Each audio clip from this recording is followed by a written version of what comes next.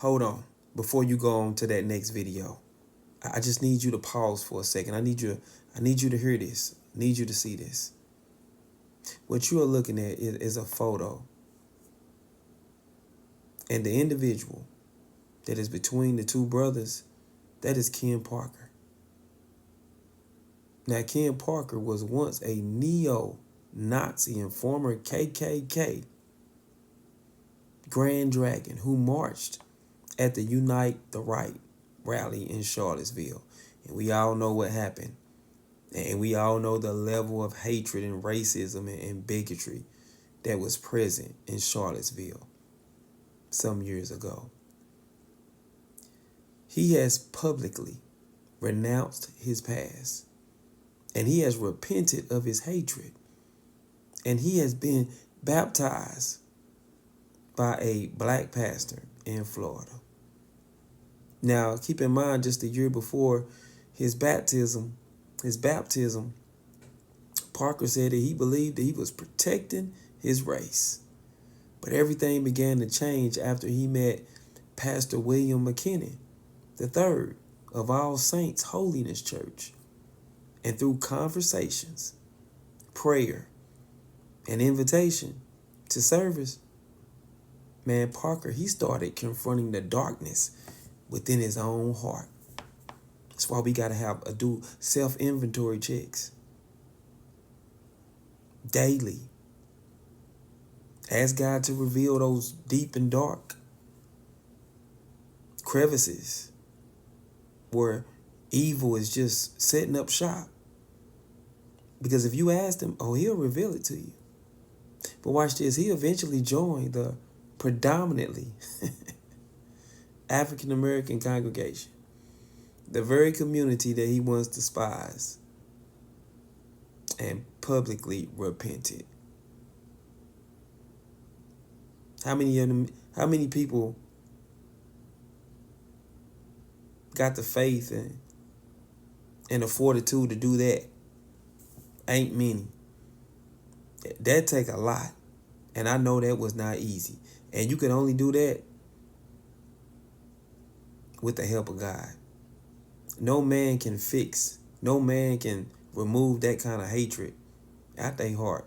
I mean, you got to really surrender to God. But when you surrender to God, he'll come see about you. He'll come see about you. He said, I just wanted to say I was sorry. And he said he apologized. He said, I know I spread a lot. I've spread a lot of hatred and discontent through this city immensely. And he even said, I probably made some little kids scared to sleep in their own beds. And I would say he's correct, and adults as well. But later, Pastor McKinnon, he baptized him. He baptized him in the Atlantic Ocean. And he reminded his believers that when we make it into heaven, man, heaven is not just going to be one race, contrary to what some people believe. You know who I'm talking about. Because they believe that heaven is it's only for one race. But my Bible tells me different. But I digress. Because when we get to heaven, it's going to be all kinds of races in glory. All kind of races. All kind of races. It's going to be a rainbow of races. And the evangelist Franklin Graham, he called it a testimony to the transforming power of the gospel. Only Jesus Christ can do this. Only Jesus Christ. And he wrote that Jesus Christ, man, he can change anybody. If he can change Paul, who was unaliving Christians and terrorizing Christianity, he can save anybody. Anybody. It's just further proof that God, he can even heal a former hate-filled grand dragon of the KKK and Nazi. If he can change him, he can change anybody. This is why we can't give up on folk. This is why we can't write folk off. This is why we can't let hate win.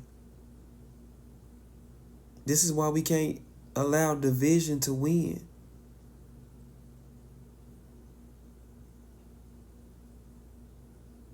Because God can reach those that we deem unreachable. And just because we've given up on them, don't mean that God has.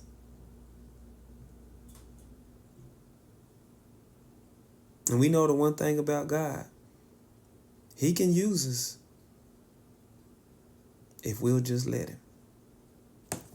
This is a good testimony. It's an amazing testimony. But see, these are stories nobody want to talk about. Because it's not going to get a lot of views. It's not going to get it's not going to move the needle. But for the true believer, this is the gospel. This is the living word of God coming to life. Man, what a testimony. Anyway, y'all let me know what y'all think in the comment section below. God bless. And to God be the glory.